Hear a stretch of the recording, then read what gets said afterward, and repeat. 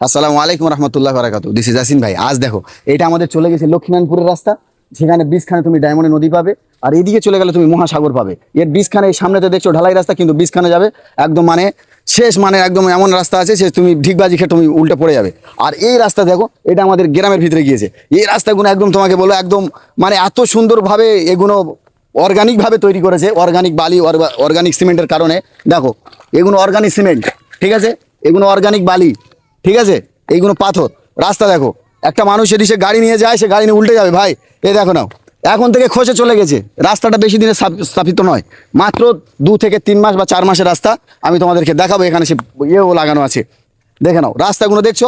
এই হলো আমাদের রাস্তা। আর এদের বিরুদ্ধে যদি কথা বলি, এরা বলে মারবো কাটবো হুমকি দেবে, এরা মারবো কাটবো হুমকি দেবে, এরা বলবে না কেন এসব বলছো। আচ্ছা বলো তো ভাই, এই যে রাস্তাগুলো, এগুলো মানুষের সেবার জন্য কাজ, তাহলে দেশের নেতা হতে হলে কি হতে হবে? মানুষের সেবার জন্য কাজ করতে হবে। দেখে নাও রাস্তা দেখো, এই দেখো কতদিন হয়েছে, দেখো সব রাস্তা পুরো সব উঠে গিয়েছে, সব এ পালাচ্ছে। এখানে লেখা আছে গ্রাম পঞ্চায়েত 25/2026, এই তো এই কিছুদিন আগে তৈরি হয়েছে। আমরা শুনলাম এই আগের ভিডিওটা যে মাত্র 2 মাস বা 3 মাসের মধ্যে ভিডিওটা মানে এই রাস্তাটা তৈরি হয়েছে। তো তোমরা ভিডিওটা বেশি বেশি শেয়ার করো, যাতে আমাদের রাস্তা ভালোভাবে তৈরি হয়।